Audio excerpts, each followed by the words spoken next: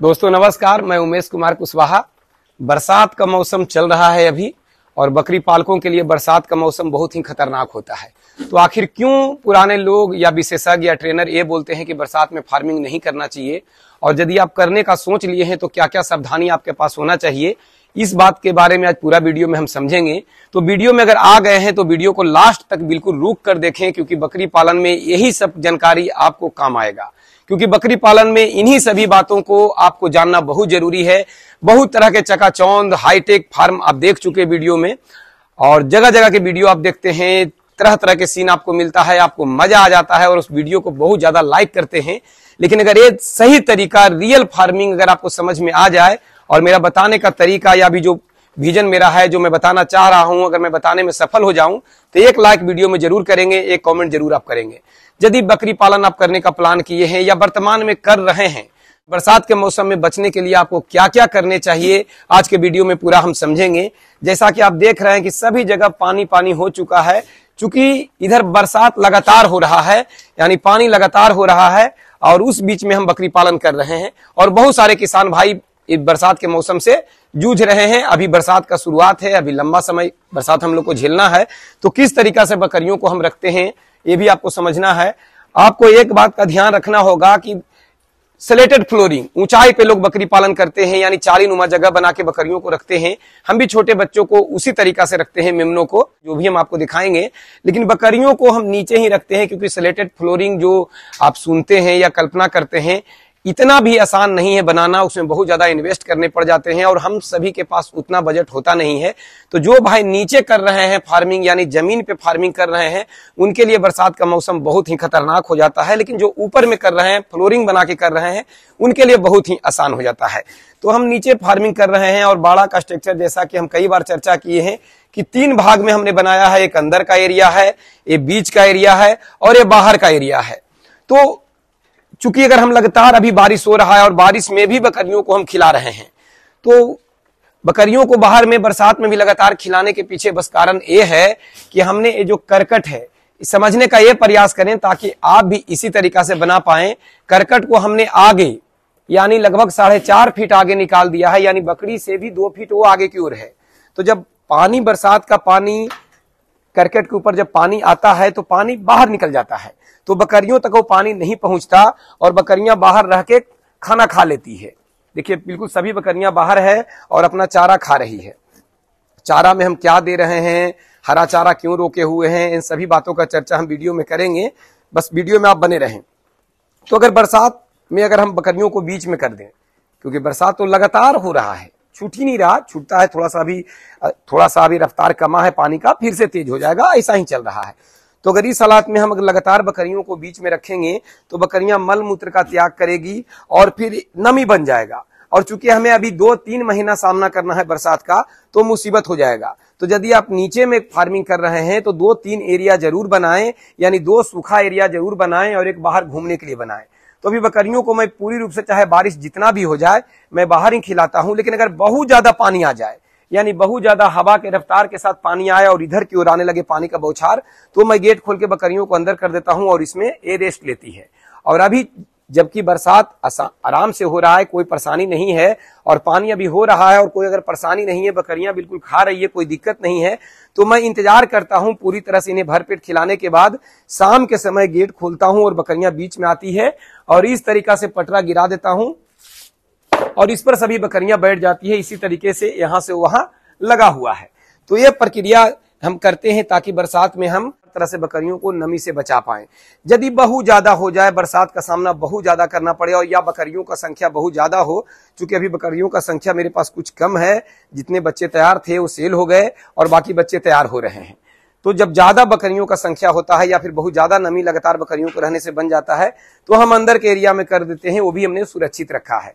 तो चलिए इधर आगे हम बढ़ के आपको दिखाते हैं कि यहां से वहां भी जो बकरियां खा रही है और बच्चे उधर ऊपर हैं, तो हमने ऊपर क्यों रखा है, ऊपर रखने से वो कितना सुरक्षित है और आपको क्यों ऊपर रखना चाहिए, हम वहां चल के वो भी चर्चा करेंगे।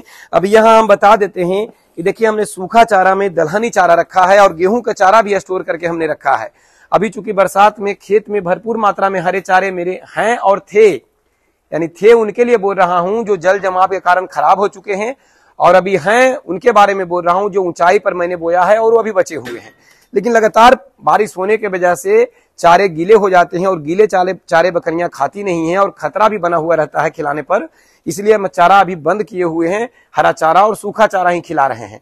तो कहने का सीधा मतलब है कि यदि आपके पास हरे चारे का जितना भी व्यवस्था हो, आप जितने बड़े भी जमींदार हो, आपको लग रहा है कि हरे चारे मेरे पास कभी कमेगा नहीं, फिर भी आप सूखा चारा स्टोर करके रखें, क्योंकि प्रकृति का मार ऐसा होता है जो एक समान सब पे पड़ता है और सबको झेलना होता है। तो सूखा चारा हमने स्टोर करके रखा है और प्रचुर मात्रा में रखा है कि मैं बकरियों को कितना भी खिलाऊं तो कमेगा नहीं। और ये बहुत पुराना एक्सपीरियंस है, कई वर्षों से हम फार्मिंग कर रहे हैं और धीरे धीरे वही वक्त आपको सिखाता है कि आपको कितना स्टोर करके रखने हैं। तो देखिए ये बकरियां खा रही है और देखिए बाहर अगर आप देखेंगे तो कीचड़ में खड़ी है, यानी जहां इसका पैर है तो ये कीचड़ में है और इससे कोई इसे परेशानी नहीं है। एक बकरी को भी आप सर्दी जुकाम नहीं देख रहे होंगे। तो एक तो है कि इनका सही से डाइट रखा जा रहा है, पूरा प्रॉपर ध्यान दिया जा रहा है डाइट का, ताकि बीमार ना हो, शारीरिक आवश्यकता पूरा किया जा रहा है। और उसके बाद इन्हें एफएमडी का टीका लगा दिया गया है ताकि खून का बीमारी और मुंह का बीमारी, खुरपका और मुंह पका रोग इन्हें ना हो, इसलिए हम निश्चिंत हैं। तो यदि आप वैक्सीन नहीं लगाए हैं एफएमडी का तो जरूर लगा दें। तो ये हमने एफएमडी का टीका लगा दिया है जो कि आपको भी लगा के रखने चाहिए और नहीं लगाए हैं तो लगा लें। और सूखा चारा की व्यवस्था रखें क्योंकि इस मौसम में आपको जरूरत पड़ सकता है। यदि हरे चारे पर आप निर्भर हैं तो हरा चारा अगर ऐसा मौसम में आप लेके आते हैं तो ईटी हो सकता है, इंट्रोटॉक्सिमिया हो सकता है, जिससे आपके बकरियों को नुकसान हो सकता है। और जब भी बाड़ा बनाएं तो बाड़ा चूंकि हम लोग नीचे बना रहे हैं, ऊपर बनाने में खर्च ज्यादा हो जाएगा और भविष्य में मैं भी स्लेटेड फ्लोरिंग बनाऊंगा जो कि आप लोग को दिखाऊंगा और बहुत जगह बना हुआ है। लेकिन हम धीरे धीरे चलने वाले साधारण किसान हैं तो बस धीरे धीरे काम चल रहा है। तो अभी नीचे भी आप हैं तो इसी तरीका से बनाएं कि बार बार बकरियों को अंदर ना लाना पड़े, बाहर रह के खुला एरिया में रह के भी बकरियां खा ले।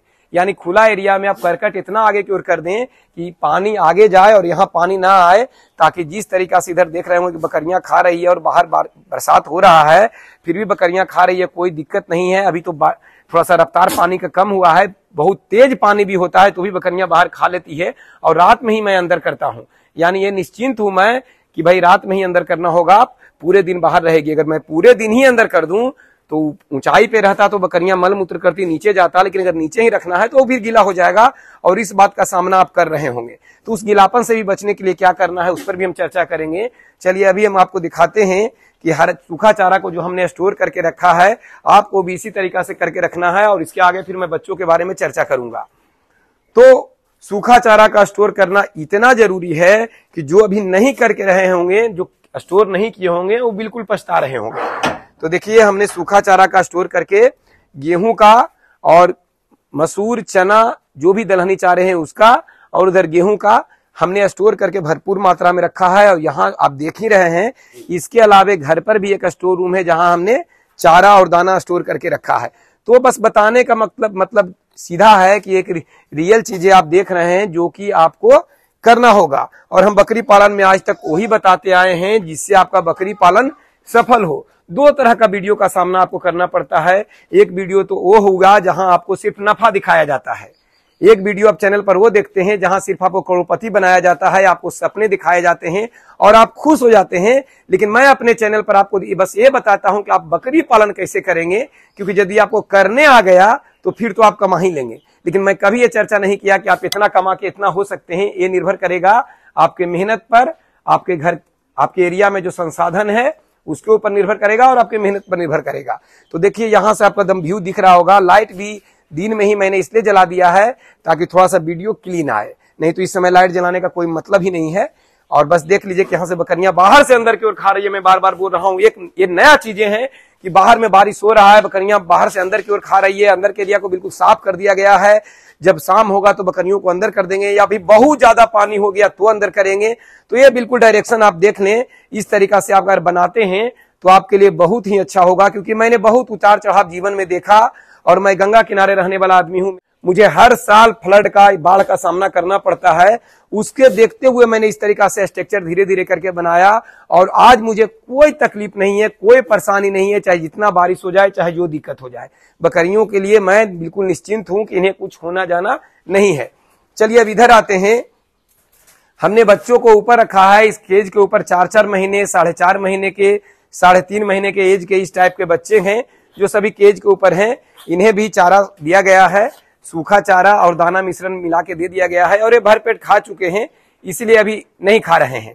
एक बात आपके जानकारी के लिए मैं और बता दूं कि यदि आपको ये लगे कि अगर मैं चारा ज्यादा दे दूंगा तो बच्चे ज्यादा खा लेंगे, पेट फूल जाएगा, ये हो जाएगा, वो हो जाएगा, बहुत सवाल आपके पास होते हैं, तो सीधे जान लीजिए कि पेट उन बच्चों का फूलता है जिसका पेट का पीएच मान आपको कंट्रोल करने नहीं आ रहा, यानी आप ट्रेंड नहीं है, ईटी का टीका नहीं लगाए हैं, या फिर जो इनको डाइट देते हैं उसमें वो चीजें मिलाकर नहीं देते हैं जिससे इनका पेट का पीएच मान सही रहे। यदि पेट का पीएच मान सही है तो इनको अफरा नहीं होगा, पेट नहीं फूलेगा।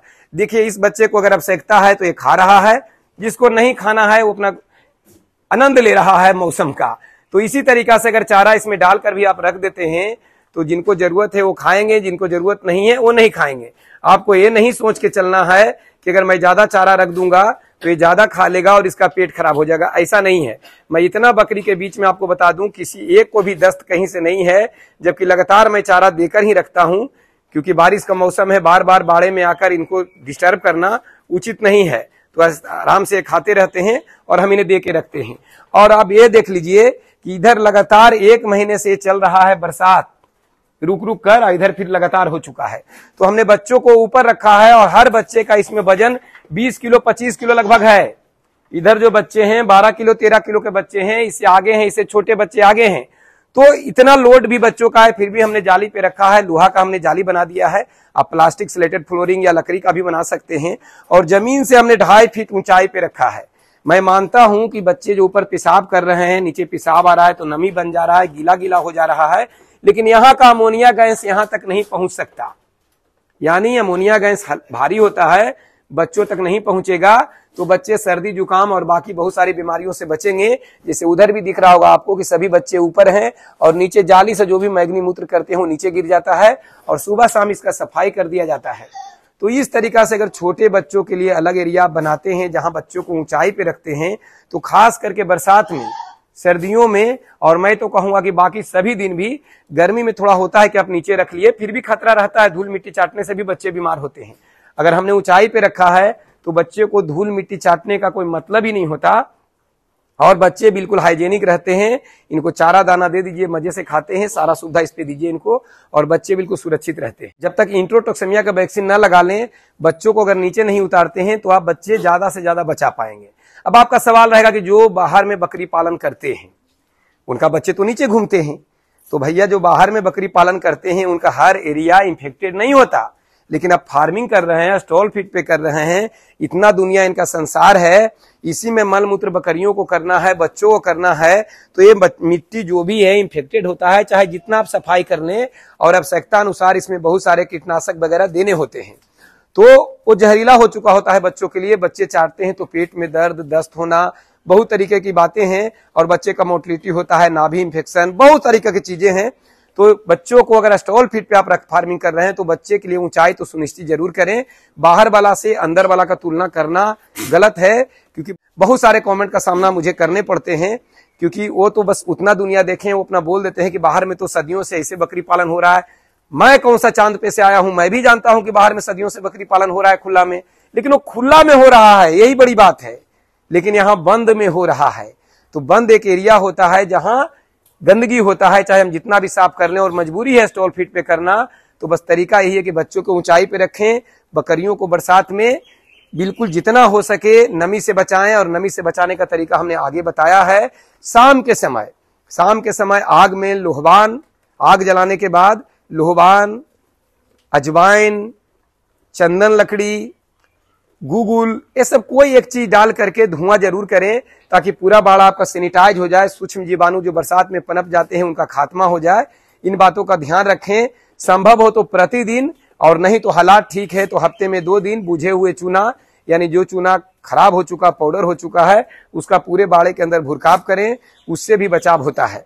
तो इस तरीका से बकरी पालन में अगर आप ध्यान देते हैं तो बकरियों को आप बचा पाएंगे। देखिए उधर पूरा जल जमाव हो चुका है, पानी पानी हो चुका है। हम लोग का एरिया नीचे है और फिर भी हमने आगे नाला दिया है, धीरे धीरे पानी निकल जाता है, लेकिन बहुत तेज पानी आने की वजह से जल जमाव हो जाता है। लेकिन हमने इस तरीका से सीढ़ी नुमा बनाया है कि इधर नीचा, इससे ऊंचा ए और इससे ऊंचा ओ, तो इस तरीका से पानी ऊपर नहीं पहुंच पाता, इससे पहले नाली के जरिए बाहर खेतों में चला जाता है।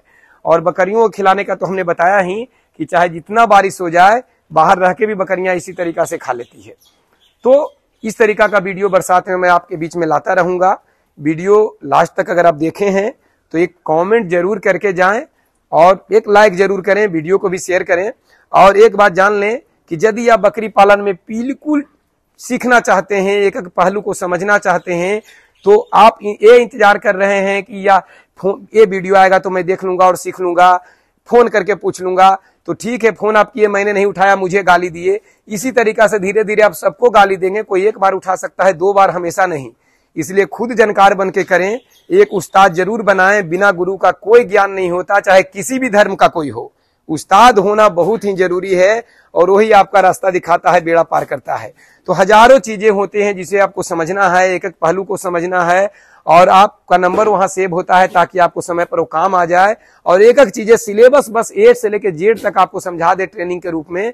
तो घर बैठे आप चाहें तो ऑनलाइन ट्रेनिंग ले सकते हैं मेरे से। चल रहे नंबर पे व्हाट्सएप करें कि ऑनलाइन ट्रेनिंग लेना है तो आप घर बैठे ट्रेनिंग ले सकते हैं। और लेकिन किंतु परंतु चल रहा है दिमाग में कि जाके ही लेंगे, तो व्हाट्सएप करें कि मैं वहां आके ट्रेनिंग लेना चाहता हूं। तो मैं पटना का रहने वाला हूं, आप यहां आके भी ट्रेनिंग ले सकते हैं। उसके लिए व्हाट्सएप करें कि आके ट्रेनिंग लेना है या फिर ऑनलाइन ट्रेनिंग लेना है, वो लिख के व्हाट्सएप कर सकते हैं। और ना जान के करने से अच्छा है कि जान के करें। कितना सामने वाला सिखाएगा, क्या आप सीखेंगे, ये सब बिल्कुल छोड़ दीजिए। पहले भरोसा कीजिए, ट्रेनिंग में जुड़िए और सीख के करें। ठीक है, मेरा व्यवहार समझ में नहीं आता तो जिनका व्यवहार समझ में आता है उन्हीं से सीखें, लेकिन सीख के ही करें, बिना सीखे ना करें। देखिए इधर हम बोल रहे हैं तो एक खड़ा होकर सुन रही है। इसके अंदर एक मैंने मिलाया है कि जब भी हम बोलना शुरू करते हैं तो एक खड़ा होकर सुनती है। और इसका बहन ये है, इसको कोई फर्क नहीं पड़ता, कोई कितना भी बोलते रहे, खाते रहेगी, लेकिन हम बोलना शुरू करेंगे तो खड़ा होकर वो सुनेगी। तो जानवरों में भी इस तरीका का कई जानवर होते हैं जिनका एक अलग हो जाता है सोच। और जैसा कि ये देख रहे हैं जवान को जान लगा के रखता है, मेरे पीछे रहता है ये। और अगर आप फार्मिंग कर रहे हैं तो ये भी एक जान लें कि एक देसी कुत्ता जो गांव में आपका होता है, डॉग देसी वाला, वो जरूर रखें और प्यार से इसका पालन करें। और बिल्कुल सुरक्षित है और बहुत सारे लोग का ये आपका बाड़े का सुरक्षा देगा, आपके साथ रहेगा, आपको मन लगा के रखेगा, बकरियों को कोई नुकसान नहीं पहुंचाएगा। इसका मैं खुद गवाह हूं कि इसने मुझे कितना बचाया है और आगे भी इसके ऊपर वीडियो मैंने डाला है। और अगर आपको बहुत सारे इसमें महानुभव जो कि सोचते हैं कि एक ही वीडियो में सब जान लें, वो ये कमेंट करेंगे कुत्ता रखने से बकरियों में गिड बीमारी आता है, गोल गोल घूमने वाला, इसके मल के द्वारा, ये भी कमेंट करेंगे। तो ये भी जान लीजिए कि उसका भी उपाय है, प्रेजी क्विंटल से इसका भी समय समय पर डिवॉर्मिंग करें तो इसके मल से किसी भी बकरी को कोई बीमारी नहीं होगा। तो बहुत सारी चीजें हैं जो गुरु होता है, जो उस्ताद होता है, हर एक पहलू पर पढ़ाई करता है, जो कि बताता है। और 5 मिनट 10 मिनट के वीडियो में आपको लगता है कि क्या बता पाया, तो भैया जब 90 घंटा 100 घंटा का कोई ट्रेनिंग देता हो तो 5-10 मिनट के वीडियो में आपको क्या बता सकता है, जबकि यूट्यूब पर सारी बात बताने का अलाउ भी नहीं है। अगर कोई बता भी रहा है तो अधूरा बता के उसे रोकना होता है बस। ये बात अलग है कि आप उसे पूरा मान लेते हैं, लेकिन वो होता अधूरा ही है। पूरा जानने के लिए कहीं ना कहीं प्राइवेट व्यवस्था में मिलना पड़ेगा या ऑनलाइन में जुड़ना ही पड़ेगा, तो आप जानेंगे कि यूट्यूब पर आप क्या सोच रहे थे, रियलिटी क्या है। तो दोस्तों नमस्कार, प्रणाम, धन्यवाद।